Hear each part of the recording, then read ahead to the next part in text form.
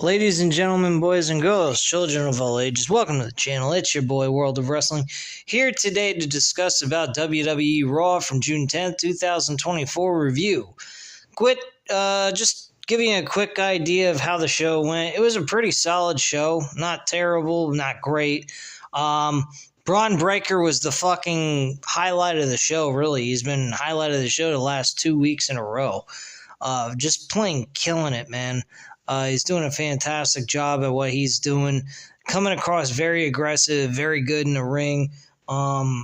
Very believable. I personally think that he's going to become world champion by next year. Late next year or something like that.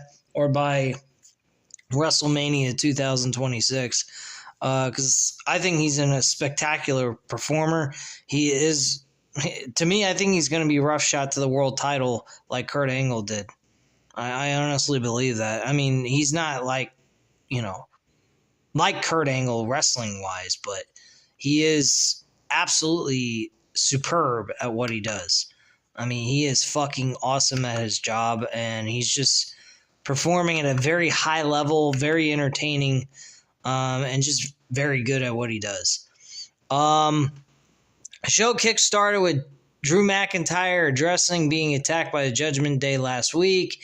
It kind of goes over that and believes that the only way he can really retain his championships is with the help of Judgment Day. This leads Priest to just go ahead and say, okay, then why don't you have a match with Finn Balor? If you beat Finn Balor, Judgment Day will be barred from ringside for the world title at Clash of the Castle this Saturday. Match was agreed. Match took place. That was pretty much the whole synopsis of that.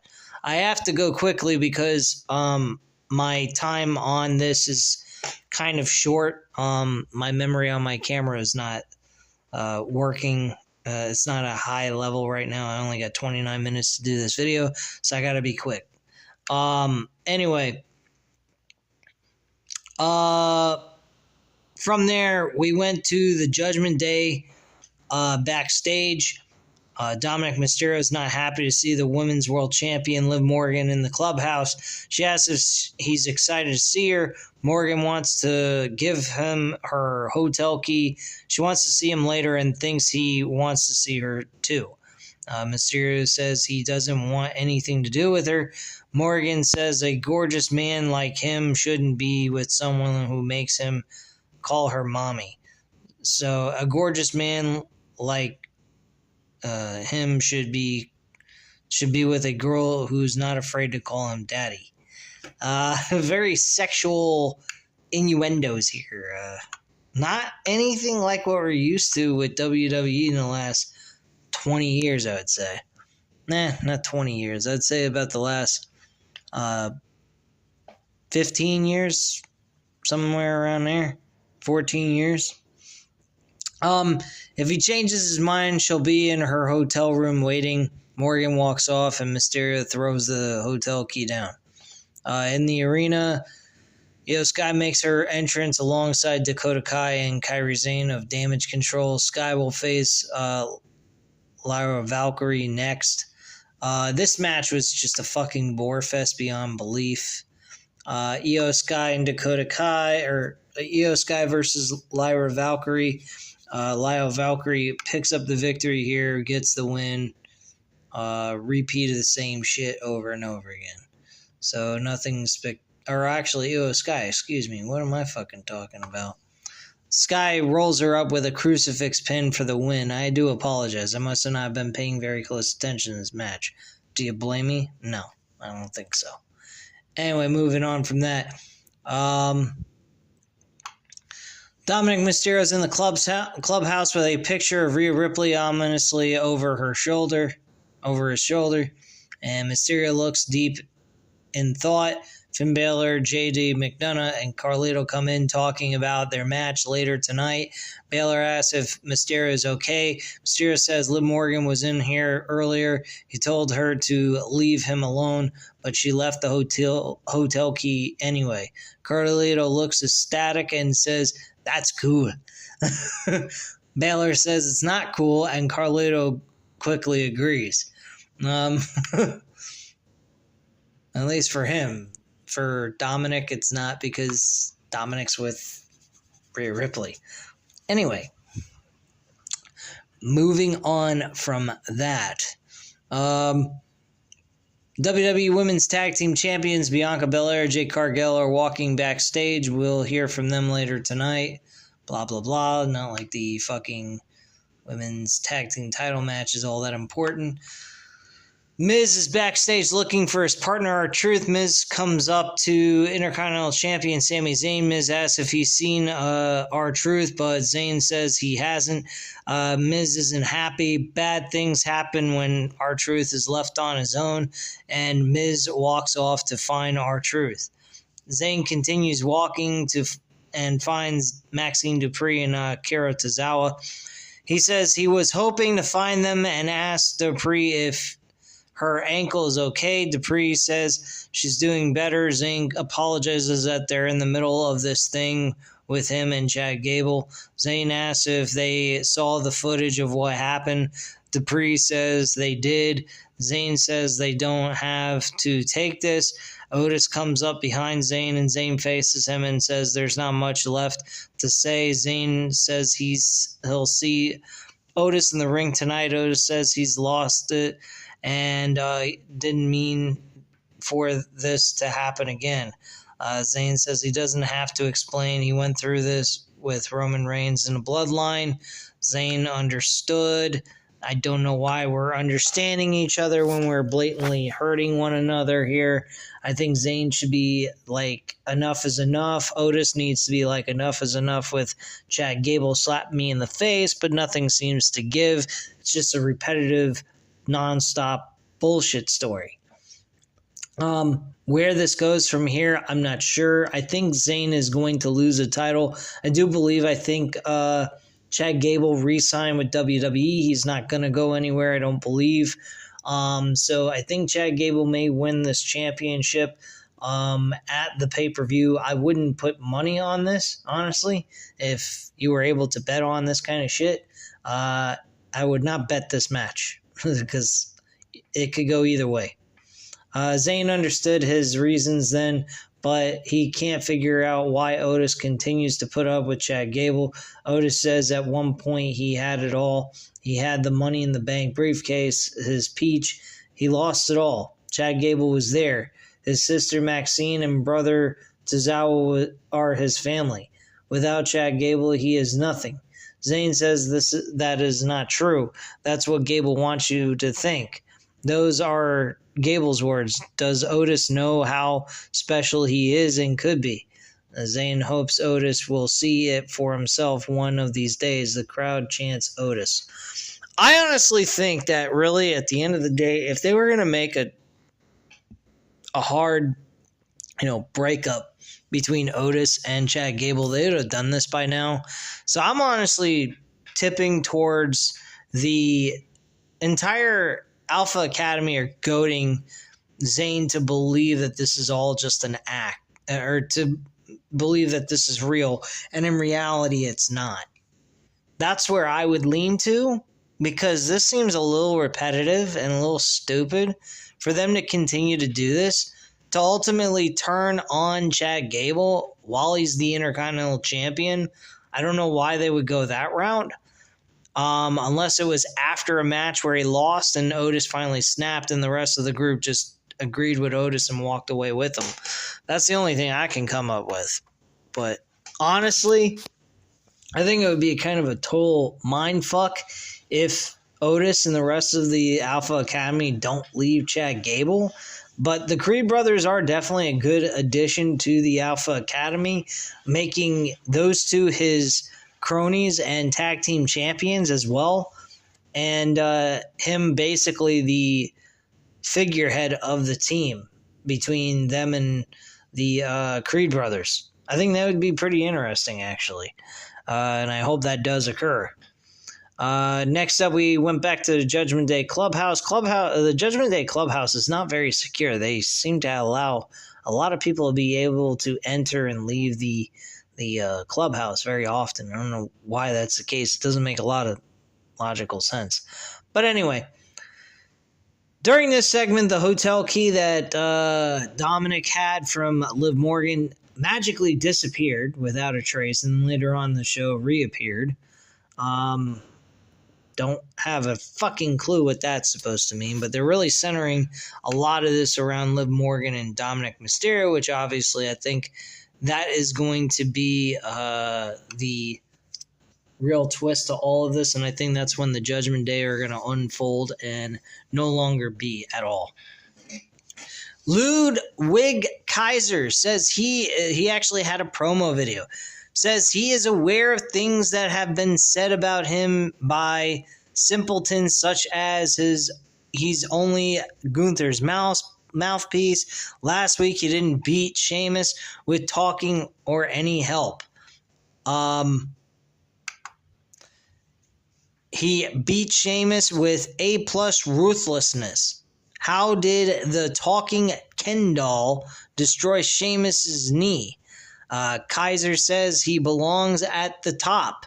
Anyone who dares to step in his way will be eliminated. Kofi Kingston eliminated. A weak tag team partner eliminated. A WWE legend eliminated. The rise of Kaiser has begun. Soon you will call him Mr. Money in the Bank. I like the addition of Kaiser being in the Money in the Bank. I think that's a nice little add-on to this Money in the Bank ladder match. I think that's going to be good. So we got Jey Uso and we got Ludwig Kaiser. I think that's a pretty good match. Pretty good addition to the match. And we're not seeing Jey Uso all that much. I think they're going to start implementing him back on the show after Clash at the Castle so they can build up towards the pay-per-view for Money in the Bank. 6-man tag team match up next. LWO, Dragon Lee and Rey Mysterio against Braun Strowman and the Judgment Day, Dominic Mysterio, JD McDonough, and of course Carlito, the redheaded stepchild of the Judgment Day, who's desperately trying to get in the Judgment Day, will ultimately do nothing at all, and the Judgment Day end up losing. No surprise there. LWO and Braun Strowman, we got the Strowman Express, and yeah, wonderful. Nothing really special there. We did get Liv Morgan, I believe, during the match to distract. Yeah. So, Dominic falls back. He ends up falling. Zelina Vega knocks Morgan off of the apron and onto Dominic, and Dominic falls back, and Morgan is straddling him. They stare at each other for a few moments before Vega attacks Morgan. I think Vega is going to challenge for the world championship, the women's world title at Money in the Bank more than likely, which I don't think is all that big of a fucking deal. I don't think anyone takes that match seriously. I don't even think they should book the fucking match, but that might happen. Who knows? Anyway, next up we had the Sami Zayn walking out to the ring. He basically is spewing the same shit he's been spewing. They're not happy. Chad Gable says they are happy. We're a family. We're a group. We're whatever. Blah, blah, blah. And yeah, we are going to remain as so. And I'm going to win my Intercontinental Championship. As you can tell, I'm not that enthusiastic, and we get the same fucking match we've seen for the last month and a half. Sami Zayn versus Otis, one-on-one in a matchup. Does it really matter who won? No. Sami Zayn did win, though, and he won with the Helluva Kick. Gable immediately attacks Zayn and punches away at him. One thing led to another, and eventually Otis attacked Sami Zayn once again with the world's largest slam. Or strongest slam, whatever. We get more bullshit about Miz and R-Truth, and Miz talking about APA, or R-Truth talking about APA, and that's not really possible. They're facing the AOP, Authors of Pain, which I think was a crying shame that Authors of Pain did not win that match. We then get Shayna Baszler and Zoe Stark versus Abba Fire and Aslan Dawn. The match was stopped because of referee stoppage. Shayna Baszler and Zoe Stark win the match. Great. Who the fuck cares? And Bianca Belair and Jade Cargill were out there as well commentating. Bron Breakker and Isla Dragunov. Love this fucking match. This was fucking amazing. Dragunov lost. Bron Breakker kicked the shit out of Dragunov. And, he fucking destroyed him. Then after the match was over, he hit him with another spear. Ricochet cuts him off, though, with a big diving clothesline. And Ricochet drop kicks Breakker over the barricade and challenges him, but Breakker declines.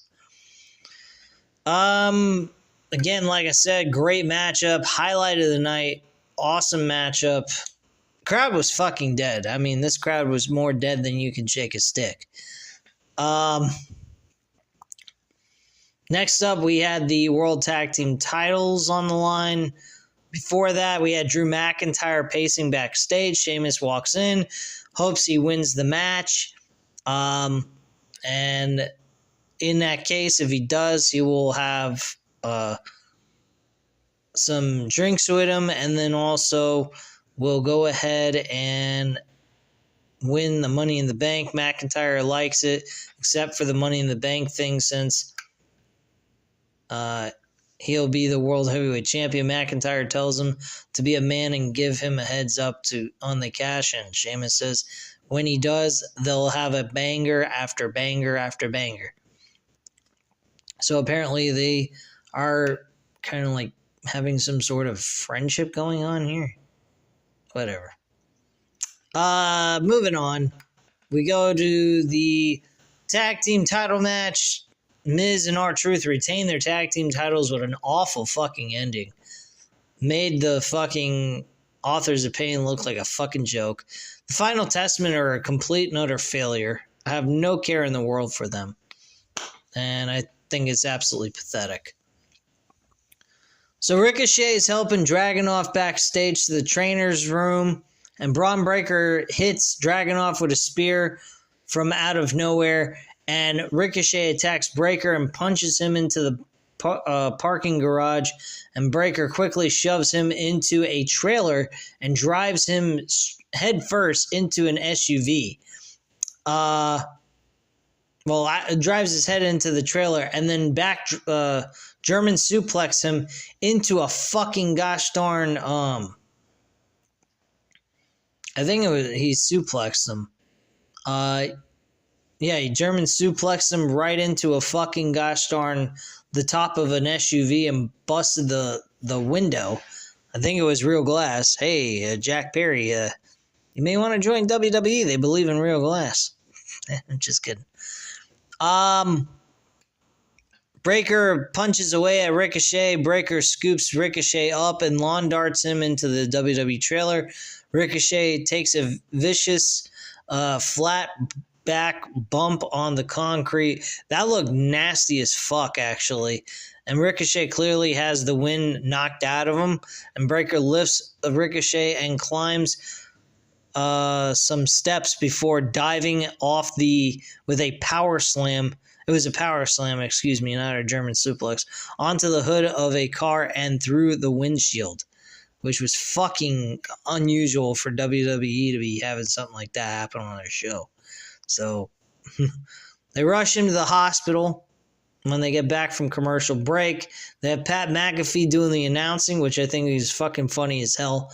Drew McIntyre and Finn Balor had a very decent main event, and Drew McIntyre ends up winning the match with the Claymore kick and gets the 1, 2, 3 for the victory. And that's basically the end of the show. They have a stare down and that's pretty much when the show goes off the air. And that's WWE Raw, June 10th, 2024, in a nutshell. Again, like I said, solid show, nothing terrible. I thought it was fairly decent, but it didn't really keep me totally in tune with it. As you could tell, some of the matches I didn't even remember the results of. But yeah, I there was some good spots on this show, but there were some really dead ones too. That kind of didn't make me all that intrigued to watch. I was kind of had my head in the phone somewhat and not really paying all that much attention to shit. But I think that this show was fairly decent. I don't think it was terrible to watch, and it did its job to building towards the end of the building towards the pay-per-view for the go-home show. So I think it did a fairly decent job. I give it a thumbs up for their effort and everything. So kudos to WWE and their work. So anyway, guys, that's all I have to say at this time. You know what to do. Hit the like button if you like the video. Hit the subscribe button if you're not already subscribed to the channel. Leave a comment down below. I'll definitely get back to you on that.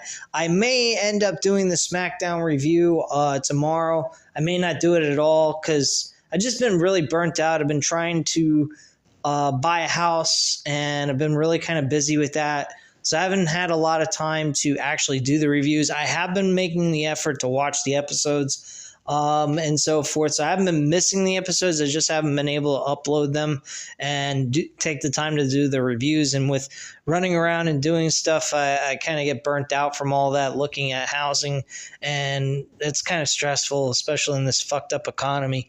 So that's pretty much my reason for why I haven't been doing the SmackDown reviews. Raw reviews, I kind of lacked on that, but I'm trying my best to keep up with everything and give you guys the content that you're looking for. But anyway, again, guys, thank you for watching and have a great night, guys. Bye.